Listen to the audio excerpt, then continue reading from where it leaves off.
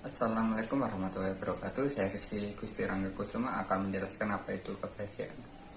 Bahagia itu bersifat abstrak, tidak dapat disentuh namun dapat dirasakan.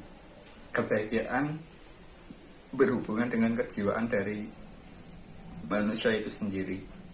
Kebahagiaan itu sendiri dapat didefinisikan sebagai suatu keadaan sejahtera dan tentram. Selain itu, kebahagiaan bisa diartikan ketika seseorang memiliki perasaan yang sangat dominan secara berurutan, mulai dari yang mendasar seperti kepuasan sampai kepada kesenangan hidup. Kebahagiaan menurut Kamus Besar Bahasa Indonesia adalah perasaan bahagia, kesenangan, dan ketentraman hidup, lahir batin, keberuntungan, kemajuran yang bersifat lahir batin. Kebahagiaan lahir merujuk pada stabilitas dan kesenjangan jasmani. Sedangkan kebahagiaan batin merujuk pada kesenangan, kenyamanan, dan ketenangan rohani.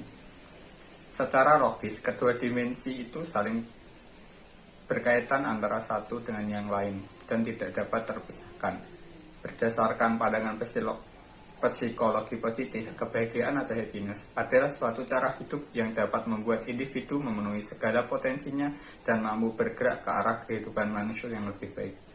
Oleh karena itu, kebahagiaan tidak hanya bergantung pada kenikmatan, pleasure, kekayaan, wealth, dan kepercayaan agama, religious belief. Berikut adalah dua pembagian filsuf, yaitu dibagi menjadi dua, yaitu filsuf barat dan filsuf Muslim. Islam. Filsuf barat, sebutan bagi para ahli filsafat dunia barat, dimulai dari peradaban barat. Masa mulainya yang dimulai dari Yunani kuno. Para filsuf Yunani seperti Socrates, Aristoteles, Plato. Filsuf barat juga merupakan filsuf modern yang dengan tokoh terkenal Immanuel Kant, Goethe, Hegel, atau Schopenhauer, dan lain-lain. Berikut adalah beberapa pendapat tokoh filsuf barat tentang kebahagiaan. Yang pertama ada Socrates.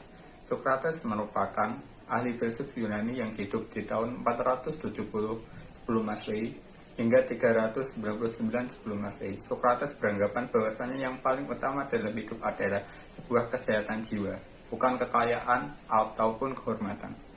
Yang kedua ada Plato. Plato sering menggambarkan bahwasanya manusia seringkali terjatuh dalam sebuah nafsu badannya, epitumnya, dan ambisi akan harga diri serta sebuah nama besar, Thomus. Menurut Plato, kebahagiaan tidak hanya tentang punya banyak uang, makan enak, dan banyak lainnya, melainkan untuk mencapai sebuah kebahagiaan perlu adanya seseorang manusia harus mengetahui hakikat manusia itu sendiri. Lalu, di mana kita bisa mengetahui hakikat manusia itu? Hakikat berada pada jiwa manusia itu sendiri. Badan dan perilaku hanyalah bentuk dari sebuah manifestasi dari jiwa. Tokoh yang ketiga adalah Aristoteles. Aristoteles mengatakan bahwasanya kebahagiaan merupakan sesuatu yang bersifat rasional dan bisa direnungkan. Kebahagiaan menurut Aristoteles dapat tercapai melalui tindakan yang sesuai akan norma masyarakat dan standar moral. Filsuf Islam sering disebut juga filsafat Arab atau filsafat Muslim, yang sering mengkaji sistematis kehidupan alam semesta, etika, moralitas, pengetahuan, pemikiran, dan gagasan politik yang dilakukan pada peradaban umat Muslim. Tentunya berhubungan akan ajaran-ajaran Islam. Para tokohnya yang termasuk seperti Al-Kindi, Al-Razi, Ibnu Rushd, Ibnu Sina, Ibnu Mishkawi, Al-Ghazali, dan masih banyak lagi. Berikut adalah beberapa pendapat tokoh filsuf Islam tentang kebahagiaan.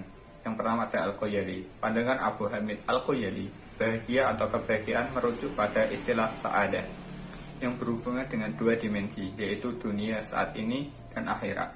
Kebahagiaan merupakan kondisi jiwa yang tenang, damai, tanpa suatu kekurangan apapun. Menurut Al-Ghazali, kebahagiaan tersebut bisa diraih saat seseorang telah sampai pada makrifat Allah. Tokoh yang kedua adalah Ibnu Sina. Menurut Ibnu Sina, persepsi kebahagiaan yang bisa diperoleh oleh manusia adalah Jika seseorang sudah bisa melepas diri dari runtuhan nafsu dan juga yang lain, yang mengunsurkan keseronokah lahiriah. Ibnu Mishkah. Yang ketiga adalah Ibnu Mishkah. Menurut Ibnu Mishkah, kebahagiaan adalah sebuah cetusan dari hati dan jiwa yang bersih, dan seseorang akan mencapai kebahagiaan yang sempurna jika mempelajari hikmah dan falsafah suatu ilmu pengetahuan. Kebahagiaan semua makhluk terhadap pada keadaan yang lengkap dan sempurna melalui perbuatan yang istimewa dan tersendiri. Cukup sekian penjelasan dari saya. Bila ada kesalahan kata maupun kalimat, saya haturkan permintaan.